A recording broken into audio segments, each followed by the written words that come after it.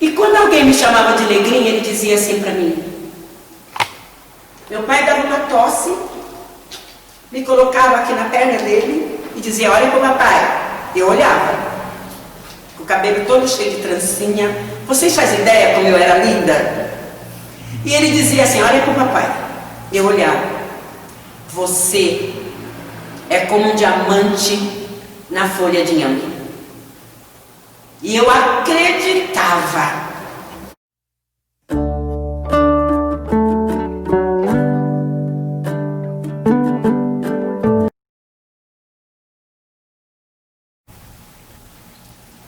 Meu nome é Maria Rita. Eu quero cumprimentar a todos. Que a paz seja convosco. Estou aqui hoje para gravar esse documentário. Vou falar um pouquinho com vocês sobre a minha história. Eu cheguei aqui em São Bernardo, praticamente na Vila Baeta, na década de 1952. Conta o meu pai que eu ainda gatinhava, né? Estava começando a andar quando eu cheguei aqui nessa cidade. E como eu sou filha de uma família com muitos filhos, junto comigo já tinha os meus irmãos que são acima de mim e o meu irmão Dorival, que muitos conhecem como Pelica. E eu vou contar um pouco dessa minha história de infância. Mas o que eu quero falar com vocês foi a minha vivência nesta cidade. Nessa década, que eu não me lembro exatamente qual foi o primeiro mandato do prefeito, as coisas que mais me marcaram na infância como era São Bernardo e como meu pai encarava aquela situação com uma família grande, chegando aqui nesta época.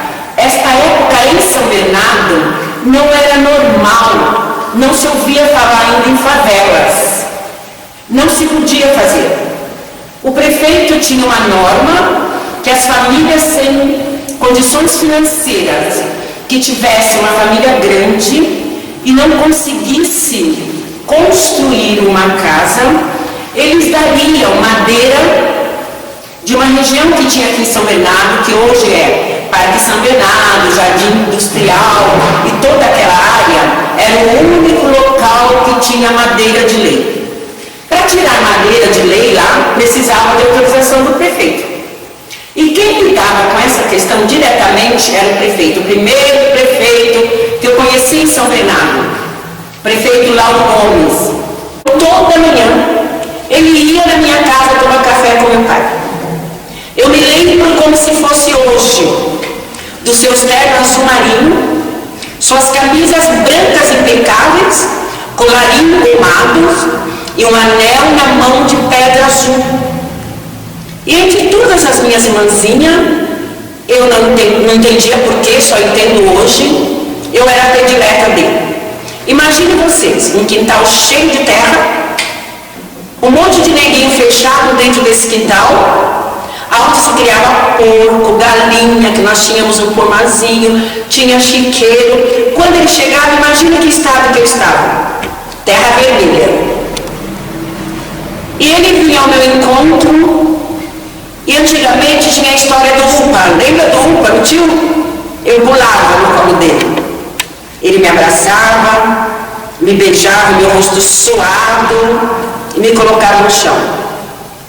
Era uma das marcas que eu tinha da minha infância. E o tempo foi passando. E a minha mãe, cada dia mais, teve filhos.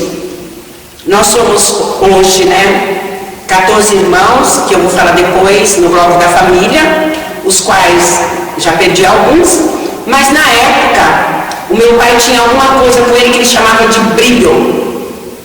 O meu pai carregava com ele algo que um chefe de família, quando ele constitui uma família, ele tem que sustentar.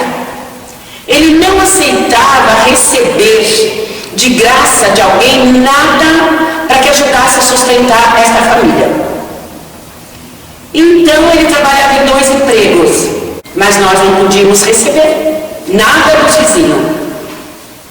Ele já orientava minha mãe a dizer para nós: o papai vai chegar e vai trazer alimento. Se a barriga estivesse roncando, você tinha que segurar, tinha que esperar o papai chegar. Mas demorava tanto que às vezes nós adormecíamos. Às vezes ele chegava às 11 horas da noite, meia-noite, trazendo um pão com mortadela que eu nunca mais comi igual na minha vida. Ele passava, hoje é onde é o shopping Metrópole, só existia a primeira padaria do Baeta, que era só uma portinha, e ele e o seu Joaquim dessa padaria guardava para ele o pão e a mortadela todos os dias. Passando para a pré-adolescência, já na 3ª série, e o que me marcou foi uma das minhas professoras ali na escola Dr. Baeta Neves, que ainda não existia as escolas como nos dias atuais, era Grupo Escolar do Baeta Neves. Começa uma nova fase da minha história. Na 3ª série eu tive a professora Julieta, que me marcou. Se ela estiver me ouvindo em qualquer lugar deste país, eu quero te mandar o maior beijo e quero dizer que eu tenho a grande honra, porque você foi algo que me instruiu muito, de grande valia na minha história. E aos 9 anos, ela me levava depois do almoço para a casa dela, e ela não tinha filhos, e ela dizia que era um jeito de ajudar a minha mãe. E na casa dela, ela me ensinava tudo que uma menina precisaria aprender em uma casa. E lá ela me ensinou a passar camisa social.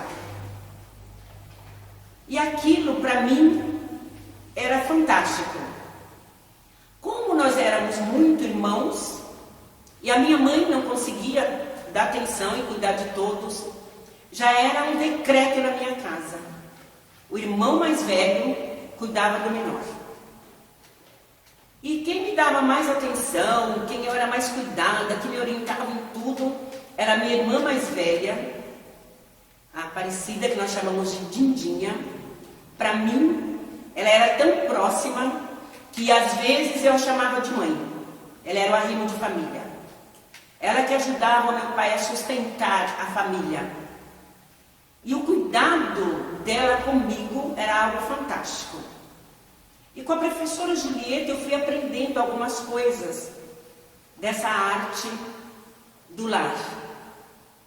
Saindo desta fase, já na 3ª série, e naquela época se formava primeiro no 4º ano primário, a família que tivesse condições financeiras, para que o filho pudesse continuar estudando, tinha que pagar particular. E aí começam os traumas da minha vida, da minha história. Pasmem vocês que mesmo com essas dificuldades todas, ali naquele lugar, naquela época, havia uma espécie de concurso para criança que estudava mais, que era mais dedicada, que tinha a média de cada sala de aula, ou por bloco, eu não me lembro muito. Eu sei que naquela época eu participei desse concurso. Da minha turma, eu ganhei em primeiro lugar. E ganhei como prêmio um livro que se chama Cabana do Pai Tomás. Naquela época, eu não tinha muita ideia da validade, da importância desse tão grande prêmio. E contava junto, naquela época, nenhum aluno entrava na escola se não tivesse uniformizado. E o uniforme naquela época era sainha de preguinho azul, de brim, e muitos vão lembrar agora, camisa branca de fustão, golinha social e gravata. Tinha que ter 3 risquinhos na gravata. E as meninas fita branca. Se esquecesse a fita em casa, aquela professora que era mais severa ia colocar na sua cabeça, no seu cabelo, uma fita de papel para você assistir a aula. E todas essas coisas contavam no seu desempenho escolar. Se tinha algo tremendo na vida do meu pai, que eu nunca vou esquecer, era a proteção que ele tinha para com os filhos. E naquela época, como todos vocês sabem que não mudou nada, a história continua a mesma, mas só mascarada, a discriminação era visível e o preconceito terrível. E chamar uma filha dele de negrinha na rua e colocar um dos filhos dele na humilhação era matá-lo. Imaginem vocês se um dia eu esquecesse a fita, que eu ia ficar com a fita de papel atrás da porta, e na época o negrinho para alguns amigos, não são todos, porque eu carrego como uma joia preciosa na minha vida algumas amigas de infância dessa época, da mesma escola, que eu faço questão de citar o nome, e alguns amigos de classe.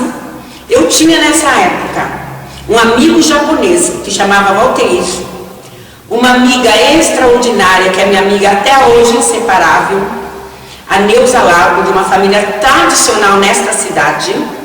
E tinha também, não estava na minha sala o tempo todo, mas que depois seguiu carreira comigo na vida pública, Nancy Lugo Senson, que dividia comigo o lanche dela de pão com ovo frito. Nunca vou esquecer. Hoje, aonde é a matriz, era o campo de Marcela, aonde nós recolhíamos para fazer colchão. Para quem não sabe, não existia colchão de mola. Ou era colchão de Marcela, ou era colchão de capim. Como meu pai conhecia essa região como nunca, e Marcela era uma florzinha, uma árvore chique, e era rara, e não eram todos que tinham o direito de fazer um colchão de Marcela. Como ele já sabia quanto ia ter muito, imagine vocês numa casa, nessa época, eu não contei ainda em que lugar eu já estava, mas já tinha algum dos meus irmãozinhos abaixo, mas vamos entender que até aí então nós já éramos mais ou menos em 10. E fazer 10 colchão, mas não era preciso porque não tinha cama. Então nós dormíamos 4, 5 neguinhos numa cama só, mas tinha que trocar os colchão. Então lá na escola a gente não tinha um nome específico. Eu já ficava imaginando, eu não posso esquecer a fita, porque eles vão me chamar da negrinha que cata a Marcela, que esqueceu a fita. Porque embora a sociedade tente mascarar isso, é uma verdade que ninguém consegue mudar, é uma marca que dificilmente consegue se apagar. E eu fui tendo ascensão à minha vida adulta, e passando dessa fase da adolescência para a vida adulta, o maior trauma da minha vida era que eu me formei na 4ª série primária e não ia poder continuar os meus estudos porque o meu pai não tinha condições financeiras. Quero agora passar a falar um pouco da minha vida adulta. E da minha vida adulta para frente, não tem como mais separar, embora eu entendi isso depois, porque tem no livro de Jó tem uma referência que fala sobre isso, que tem muitas coisas que nós não entendemos agora, mas entenderemos depois. Então, a partir da minha vida, já passei a fase da adolescência, considerada adulta, não dá mais para separar a vida espiritual desta minha caminhada profissional, que eu chamo de 2 círculos. E passando para esta fase adulta, aí começam os desafios. Eu fui uma menina, a minha família, criada sob os critérios do meu pai, que ele tinha esse critério, O meu pai tinha um critério, e era coisa dele, que filha dele naquela época, por todas as coisas que está em volta, não teria muito círculo de amigos. Para que nós tivéssemos amigos, tinha que passar primeiro pela nossa casa. Meninas, eu tive a Neuza Lago, que é uma irmã. Tive algumas amigas de infância, que era externa, que não frequentava a minha casa. Meu pai, naquela época, tinha alguns pais que eram muito repreensores. E quando o juiz tinha que interferir, ele procurava um pai responsável, moderado, e fazia um documento para que aquele pai passasse a acompanhar aquela família onde o filho sofria maus tratos. Meu pai acho que adotou uns 10. O Lauro, que ainda hoje está conosco, que era o meu irmão amado, amigo da alma, a Neide, o Ney. E assim, nós numa família de pretinho, eles eram os únicos loirinhos de olhos azuis. Aí eu dizia, são meus irmãos. O povo entrava em crise. E essa foi a minha juventude. Quando um rapaz queria namorar com a gente, primeiro tinha que ser amigo do meu pai. Primeiro tinha que ser amigo dos meus irmãos. E eu conheci o meu marido, que é o pai dos meus filhos, dentro da minha casa. No alpendre, que naquela época todas as casas tinham alpendre, num círculo de amigos, de jovem e adolescente, todas as tardes esses jovens iam para minha casa. E eram muitos. E não existia internet, não tinha ninguém no celular. Hoje se chama de vitrola. Naquele tempo era radiola. Era uma vitrolinha pequenina, que você punha um disco, e todos ficavam em volta, esperando o disco virar, e curtia aquela música. Com todas as dificuldades, naquele bairro, o meu pai foi o primeiro morador que teve uma televisão preto e branco. Aí não era uma televisão, era um cinema. Ele abria o portão para receber os vizinhos, não cabiam dentro da sala. Punha um cobertorzinho no chão, sentava todo mundo e ia assistir as séries. Que só assistir o vigilante rodoviário já ganhava o dia. Era fantástico. Mas depois de adulto, eu entendi porque que todos os jovens queriam assistir o vigilante rodoviário na minha casa e ser amigo do meu pai. Não tinha como eles ter acesso até as filhas deles, se eles não fossem assistir o vigilante rodoviário. E hoje, no círculo de amigos que eu ainda tenho em São Bernardo, isso virou uma comédia. É fantástico nós lembrarmos disso. Bom, em resumo, o tempo foi passando, um desses amigos, que foi o Dimas, o meu marido, me pediu em namoro com meu pai antes de pedir para mim. Ele me dava umas olhadinhas assim, mas eu não estava entendendo. Na época, eu não estava muito afim de namorar. Por quê? Neste período, minha mãe já havia se convertido aqui em São Bernardo, na primeira igrejinha que o Brasil para Cristo teve, naquele cruzamento da Getúlio Vargas com a Jacinto Tognato. Só que eu achava lindo demais ser filha de Maria. Você usava um sapatinho preto de salto, uma meinha fina com uma risquinha atrás, um vestido branco de fustão, com uma fita azul, aquilo me encantava, eu achava o máximo. Aí eu falei, eu vou ser filha de Maria.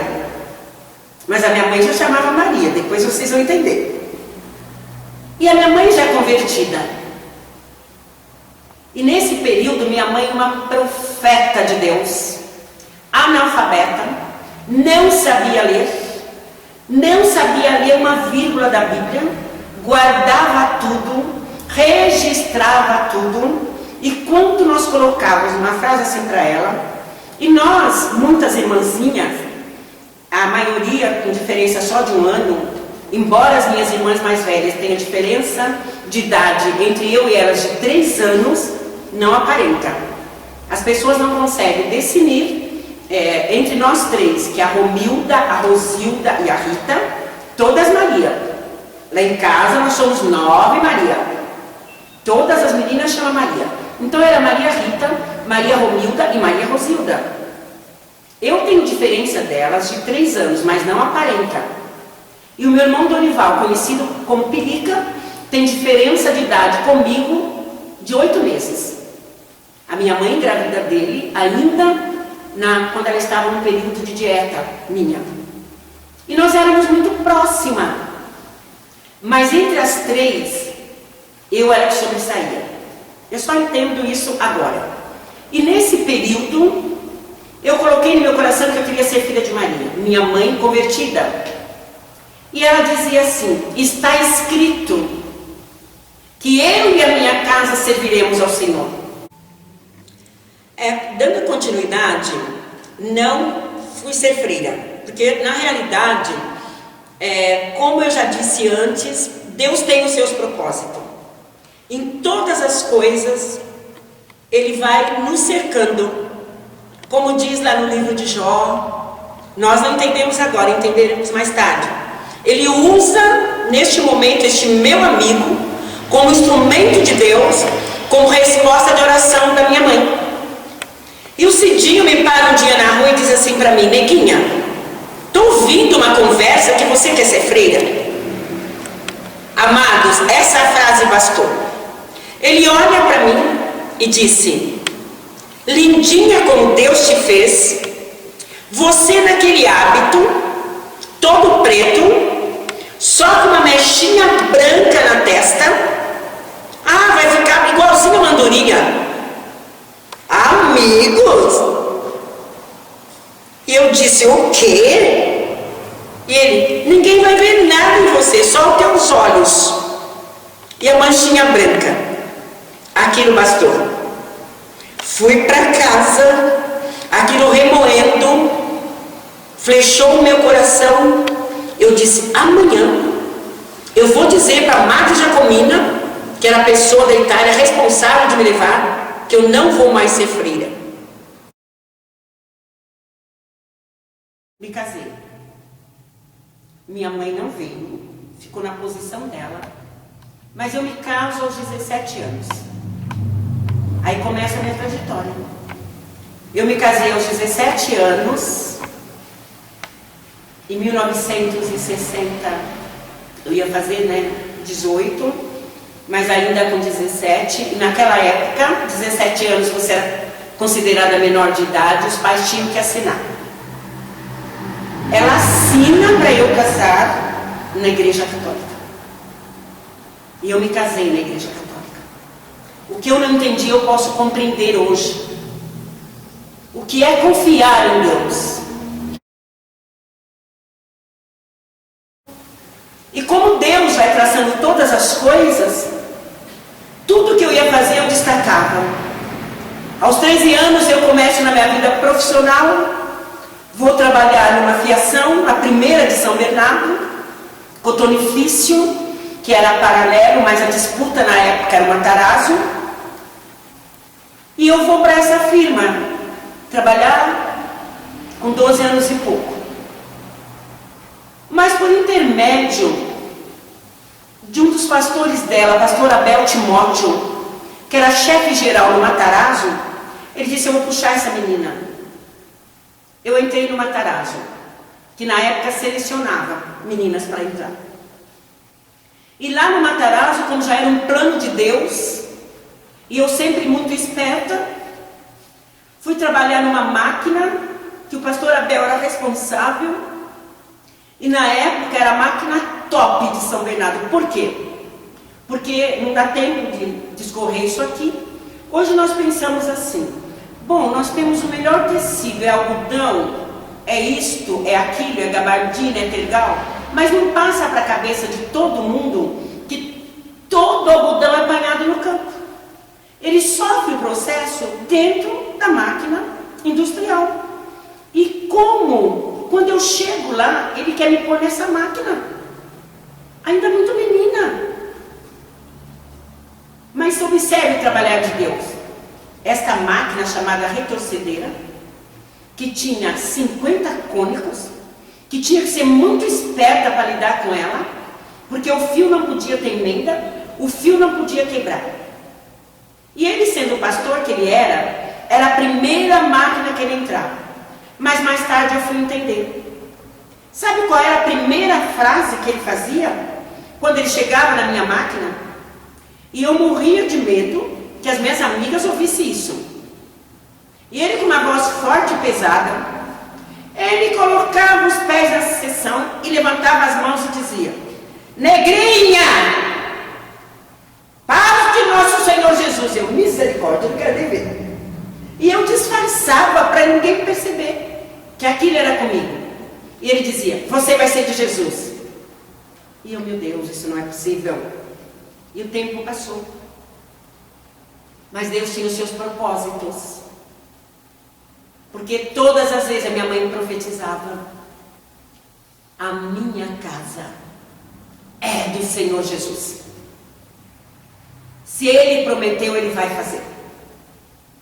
E o tempo foi passando, amados. E eu continuo nesta caminhada. O meu pai ainda não era convertido e ele tinha algo sensacional.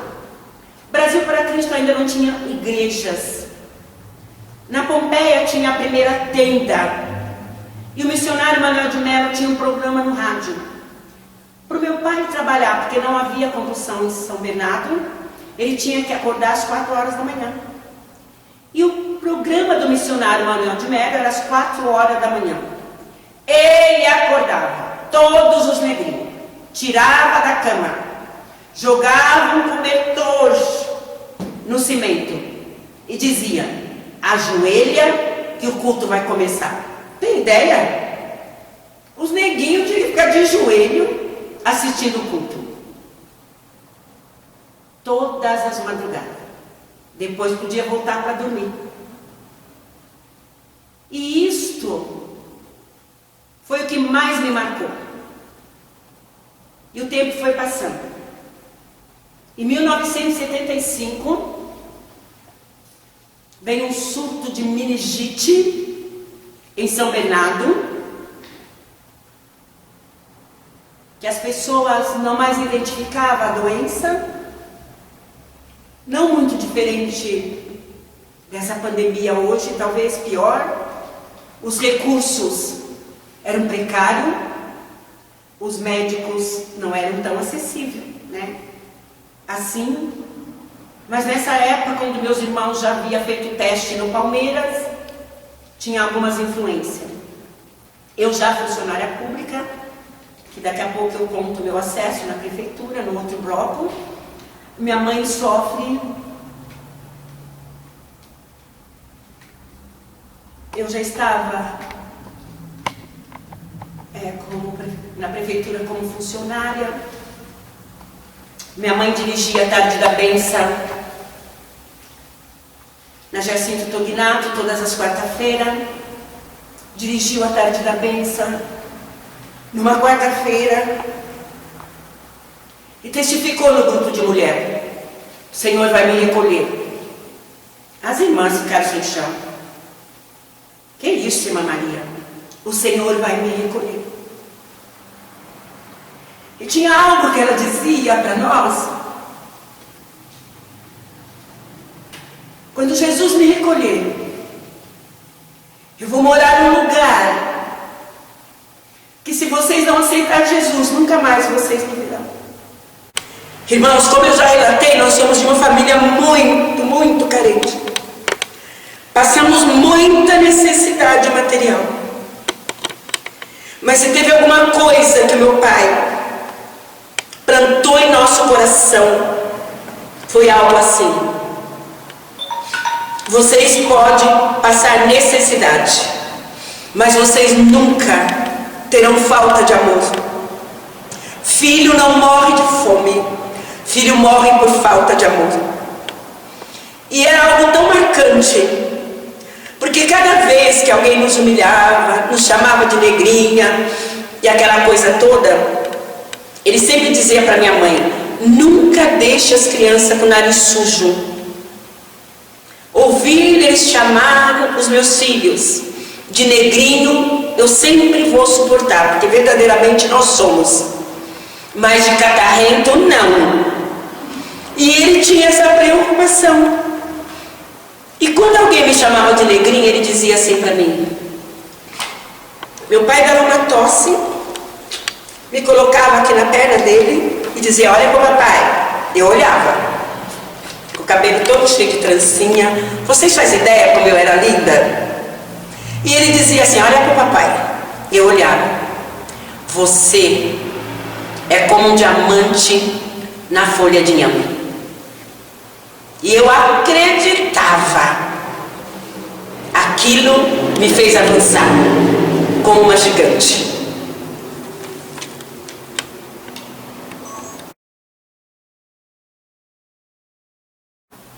Bom, o tempo passou, aí eu já era mãe de 3 filhos, e o tempo passou rapidamente. Nessa época eu já era assistente administrativa na escola Odete de Lima.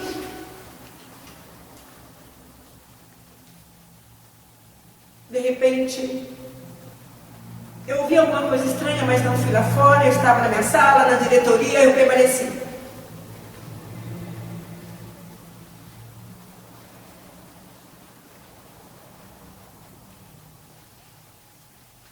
De repente alguém disse para mim, uma pessoa do trabalho, mais uma pessoa, você precisa ir lá no Hospital São Bernardo. Mas como eu sempre fui muito envolvida com a vida social, com as pessoas, com o trabalho, eu tinha no coração esse algo que Deus tinha me mostrado, mas eu não tinha ideia da dimensão. Alguém disse para mim, você precisa ir no Hospital São Bernardo. E eu disse, peguei a bolsa, nem questionei. Eu sempre lidei com todas as questões dos funcionários, sempre socorri todos os funcionários. Eu ia lidar, ia fazer atestado de óbito, ia procurar, ia levar no médico.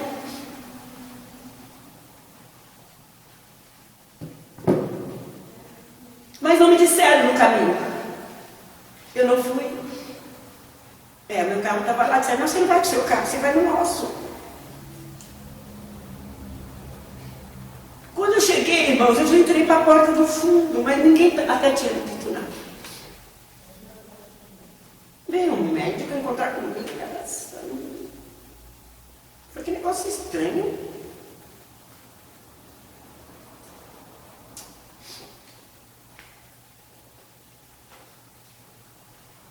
Aí ele disse, querido, a notícia não é boa. E assim, da minha família, eu estava sozinha. Não porque eu não tinha alguém da família para acompanhar. Eu sozinha mesmo, né? E minha mãe estava lá na escola, mas acho que passou mal, não entendi na época o que aconteceu. Ele disse, teu filho está morto, a gente tentou fazer de tudo.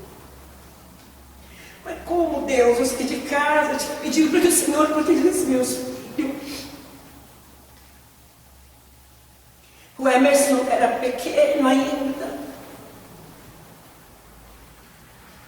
E eu não tive muitas condições de falar, como estou falando com vocês hoje. E eu sempre sobrecarreguei ele muito nessa trajetória. Ele foi meu amigo, foi meu marco, foi meu escudo, foi minha coluna. Mas nesta fase ele já não conseguia mais dominar os ímpetos do Anderson. Como na época eu soube que ele tinha uns amigos que não eram boas companhias. Jaiminho tinha ido jogar em Portugal e disse, fecha a casa e vem para o meu apartamento. Eu fui para o Baeta, irmãos. Fui lá para que ele afastasse um pouco. Mas na época, aquele lugar onde eu moro hoje, né, que eu moro ali há 50 anos, era terrível. Em resumo,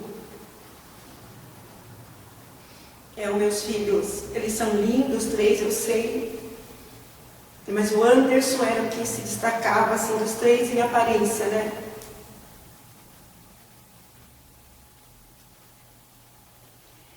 Aí eles disseram, vem comigo, aquele tempo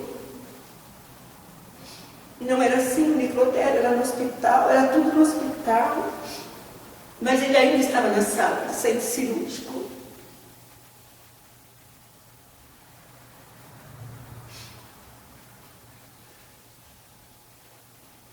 O médico disse, eu quero te explicar que não deu para fazer nada. Ele estava inerte naquela mesa, eles já tinham limpado, né? Aí eu perguntei para o médico o que houve. A polícia estava lá. Eles disseram, foi um acidente, um garoto de 15 anos. É o que nós sabemos agora. Isso a gente vai apurar, senhor. Eles entraram numa casa e eles foram brincar com uma arma de fogo e um projétil acertou ele. Mas aquilo não caiu no meu coração. Irmãos, eu sempre fui tão assim, não adianta, eu sou assim. Aquilo caiu no meu coração como uma flecha, eu disse, isso não é verdade, como é que de repente um projeto tem uma direção dessa? Aí ele diz assim, fica aqui. Eu falei, não, eu quero cuidar dele. Deixa alguém fazer isso para você. Eu falei, não, eu vou fazer. E aí eu não consigo explicar para vocês. Naquele momento, eu não quero pôr em dúvida a fé de ninguém, como você crê. Naquele momento, tudo isso que a Bíblia diz, e o que o Senhor faz,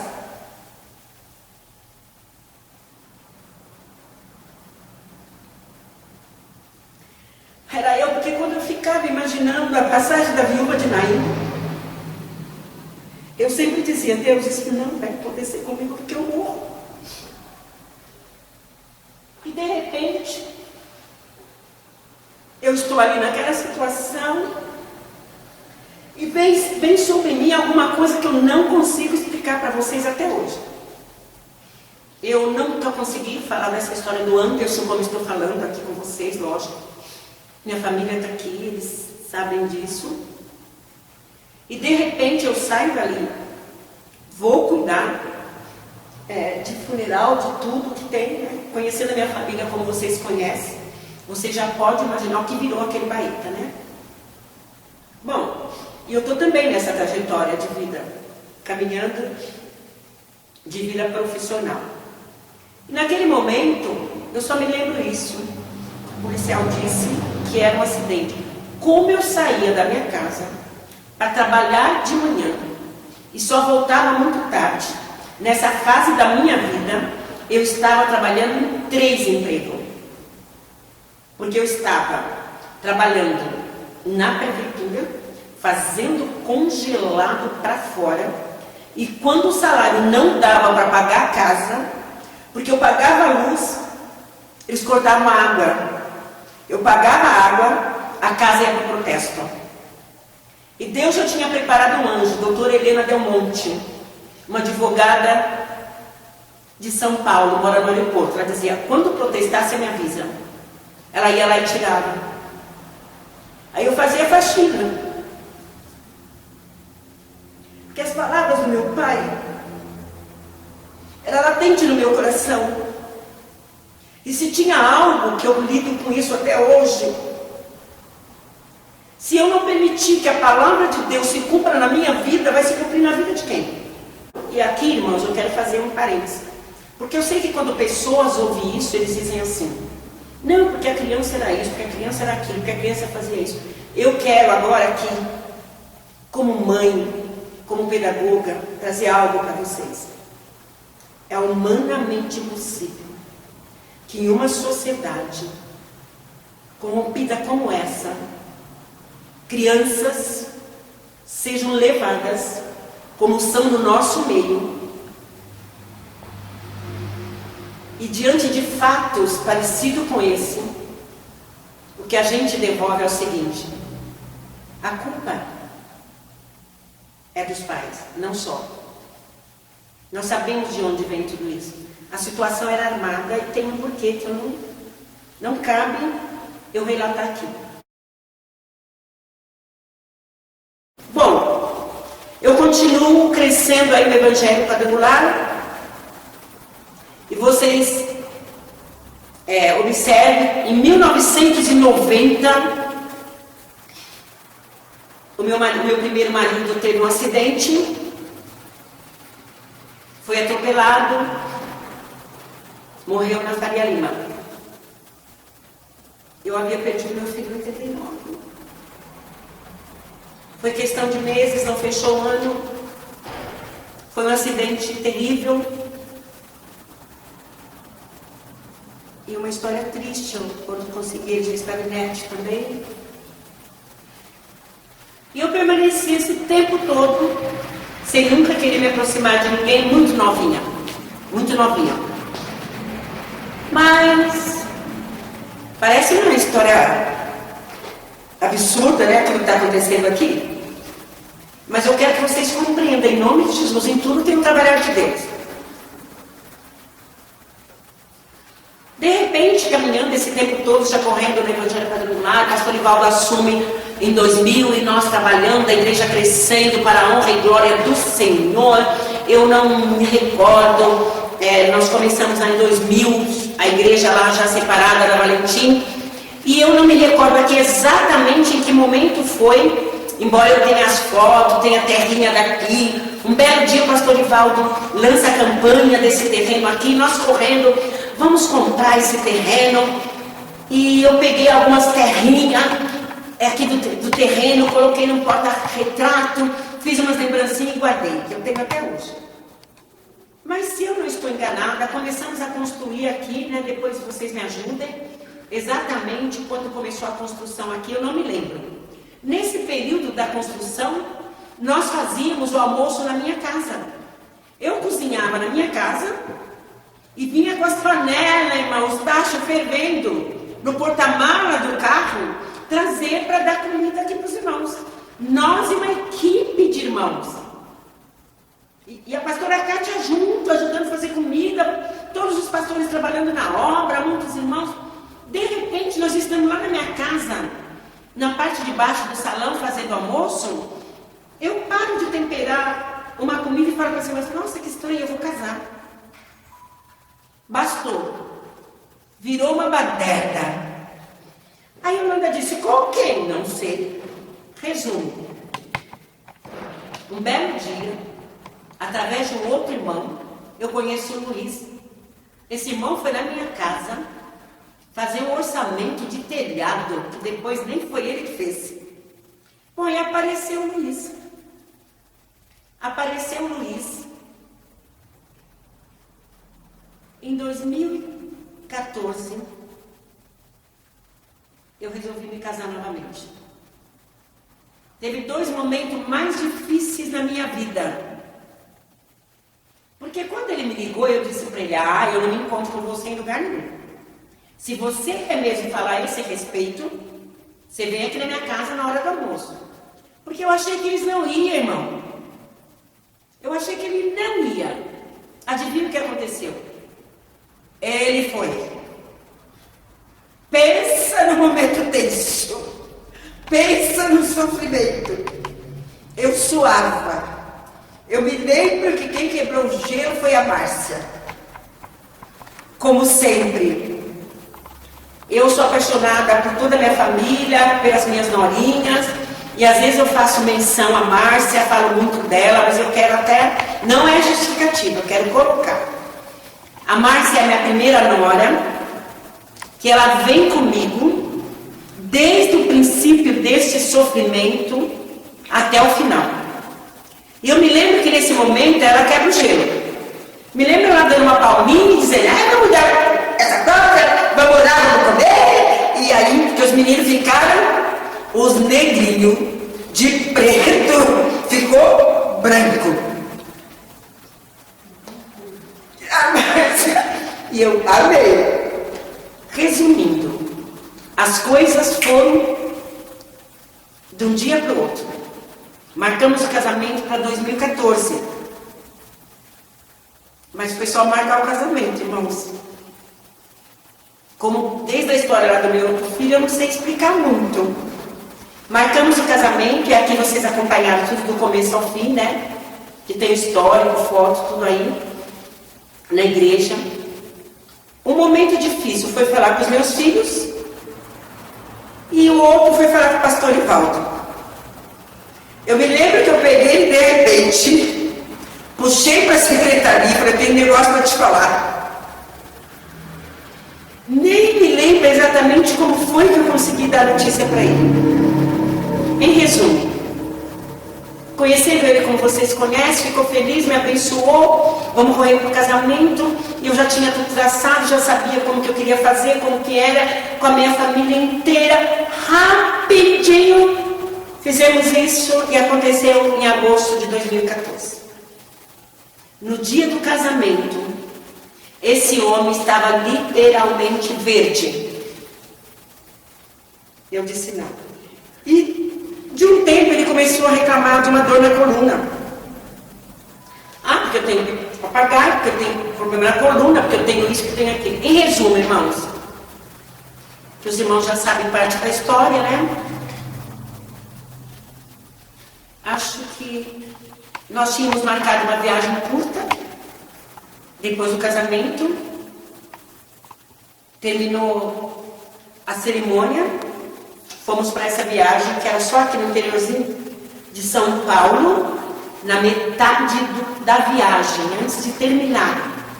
O que nós tínhamos marcado, precisei retornar. Ele não tinha força, passando mal, verde, desfalecendo. Voltamos. Na segunda-feira já começou a correria intensa. Fomos procurar um profissional particular. Em resumo, descobrimos um câncer avançadíssimo nos pulmões. Fizemos a tomo aqui no hospital, depois de muito sacrifício, que também não dá para contar aqui, e muita briga, que vocês me conhecem, muita guerra, lutando que nem uma leoa. E o resultado ia sair naquela tarde. Mas antes eu tinha que pegar, como eu fiz pelo SUS, tinha que pegar no Planalto. Eu estava com o Honda ainda, o outro, né? Outro carro. Eu dirigindo, fazendo toda essa correria. Fui eu pessoalmente no Planalto buscar o resultado. Fui de manhã. E ele foi junto. Chegamos lá, encontramos uma médica, uma profissional daquelas que vocês já imaginam. Ela pediu para ele entrar, sentar. E olhou para ele e falou: seu Luiz, o que eu tenho para te falar não é bom. Resumindo, ele ia morrer em uma semana. Deus fez com que ele vivesse, eu não tenho exatamente certeza, mas acho que 1 ano e meio, que ele morre no segundo semestre de 2016. Mas neste período, Deus trouxe para ele tudo o que ele poderia querer. Ele disse isso para o pastor Cássio. Ele disse isso, acho que uma vez o pastor Ivaldo esteve lá em casa com a pastora Cátia, a Camila, orando. Acho que ele disse as mesmas frases. Ele disse o seguinte: eu não estou menosprezando ministério nenhum, mas eu quero que vocês saibam que eu nunca imaginei que existissem pessoas que se amassem tanto. E lá ele disse, quando eu cheguei na família da Rita, eu disse para ela, e digo o tempo todo, eu nunca pensei que tivesse família de verdade igual a dela, porque eu ouvia falar. Eu não achava que filho beijava a mãe todos os dias, beijava o pai, beijava os irmãos como vocês beijam. Eu não achava que você tinha neto de verdade como eles são. E que não são perfeitos, irmãos, não são. E nesse período Deus foi presenteando Luiz com isso. E ele disse: o maior presente de Deus na minha vida foi conhecer vocês. Quando ele falava do Paulinho, era uma coisa impressionante. Que o Paulinho tinha mania de brincar com ele e falar que ia me tomar dele. Quando ele soube o diagnóstico dele, ele pediu para o pastor Cássio que ele queria orar para que Deus prolongasse a vida dele. Eu lembro até hoje da carinha do pastor Cássio. Porque às vezes, diante de alguma coisa que ele não tem resposta, ele dá mais risadinha. Acho que o pastor Cássio pensou que ele ia pedir para o Senhor assim: Senhor, deixa eu viver mais uns 2 anos. De repente ele falou: mas se Deus deixasse eu ficar pelo menos mais 10 anos aqui, que a gente não acabava entendendo o coração dele. Bom, em resumo,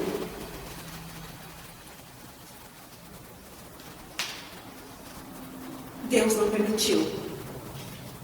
Aí as pessoas me diziam, os irmãos não. Mas os que não conhecem Deus dizia: mas o que é que Deus quer com você, afinal das contas? Eu não entendo. Amados, eu entendo. Eu compreendo. Isto não significa dizer que a palavra de Deus, ela volta. Se foi o próprio Deus que disse que não é bom que nem o homem nem a mulher esteja só, isto é verídico. Ninguém pode mudar isso. A diferença está quando é que Deus precisa de alguém para algo. Como é que eu vou conseguir mostrar Deus a alguém na minha vida?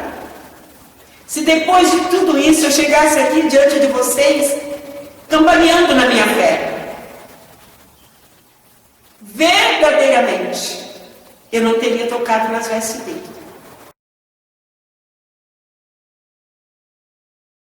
E aí vale a pena lembrar que esta vida aqui ela é passageira. Tem essas coisas que Deus permite.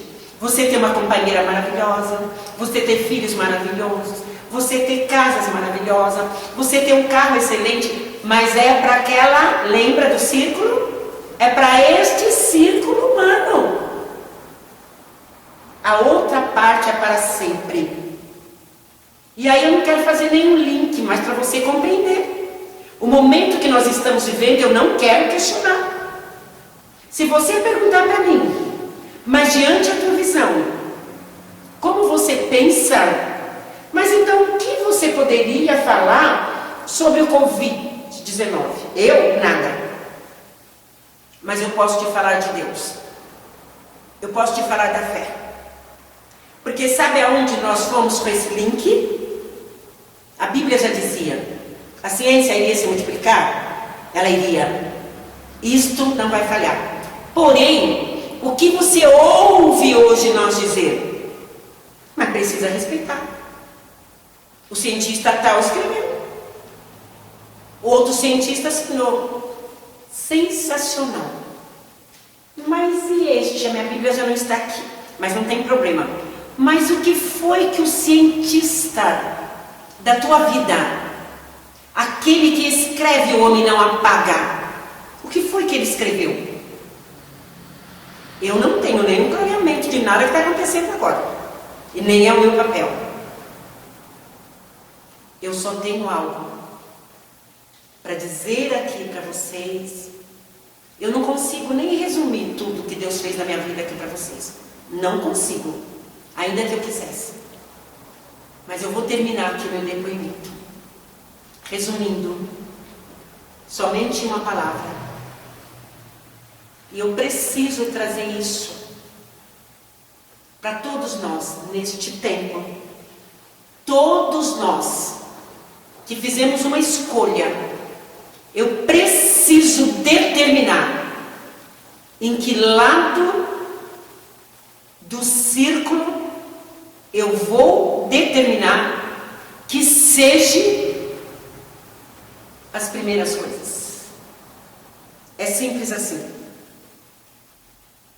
Eu espero, se for da vontade do Senhor, que os meus dias, em outubro agora, pertinho, eu recebo a graça de completar 70 anos. E eu espero em Deus, se Ele for da vontade dEle, que Ele me conceda terminar aqui, nesse ministério. Mas se não for, eu estou pronta a cumprir tudo aquilo que Deus tem para a minha vida. Nessa igreja atual, eu quero hoje estender a honra de caminhar com vocês. E se eu não os honrei em algum momento, foi por falta de conhecimento. Que hoje a minha rota mudou e mudou muito. A minha maneira de agir e pensar, caminhando com 70, ela mudou muito. Eu sempre digo para o pastor Ivaldo, a pastora Kátia, ao pastor Cássio, que se forçasse um pouquinho, eles até, se desse uma forçada, conseguiriam encaixar como meus filhos. Mas eu tenho eles num alto patamar de honra, que eu quero estender os meus agradecimentos finais aqui. E agradeço muito a Igreja do Brasil para Cristo. Porque você sabe, quando a criança nasce, a primeira coisa, nós ouvimos demais isso daqui, ela recebe algumas palmadas para ela chorar. O choro é o alicerce para ela avançar. Só que a caminhada é longa. Ela cai muito. Mas o que eu aprendi em Deus e aprendi com meu pai é ter um coração grato. E eu tenho um coração grato por todos aqueles que semearam na minha vida a primeira semente do Evangelho. Amém, amados? Muito obrigada por esse tempo com todos vocês.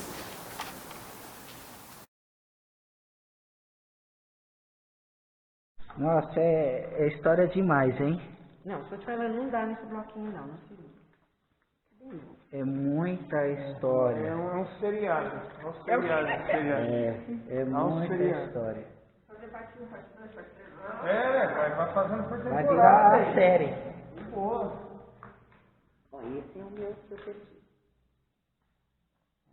Não vou falar nossa. Mostra aqui pra mim. Não vai atrapalhar muito. Olha ele aqui, na infancinha dele, pequenininho.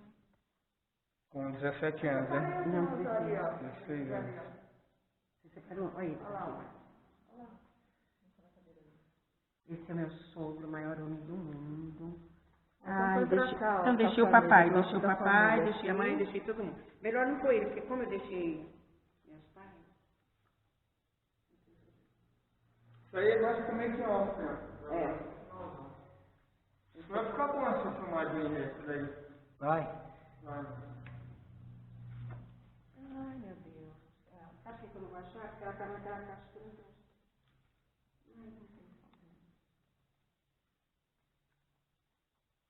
Eu falo, mas tem mais de 500, mas só de caixa de foto tem 1.900.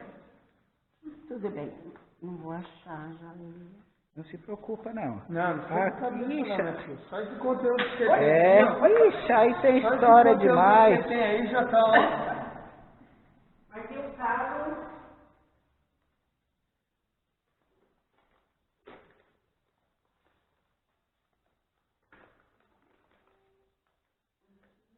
É uma cabelo, só tem aquela. Nessa data, então nessa data que eu estou falando isso, é aquela. Esse aí não, já estou velha. Essa neta eu, é profissional.